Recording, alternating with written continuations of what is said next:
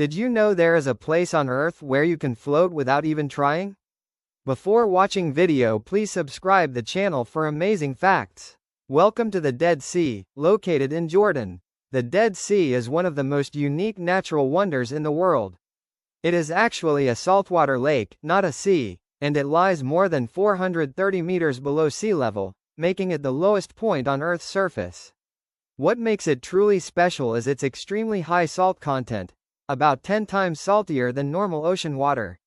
Because of this, no fish or plants can survive in it, which is why it's called the Dead Sea. But here's the amazing part. The high salt level makes the water so dense that you can easily float on it without swimming. People from all over the world come here just to experience this natural floating effect.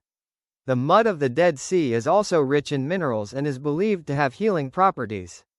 Tourists often cover themselves in this black mud for skin benefits. However, the Dead Sea is slowly shrinking due to climate change and water diversion, which is a growing environmental concern. Please subscribe the channel. Still, it remains one of the most fascinating and unusual places on Earth.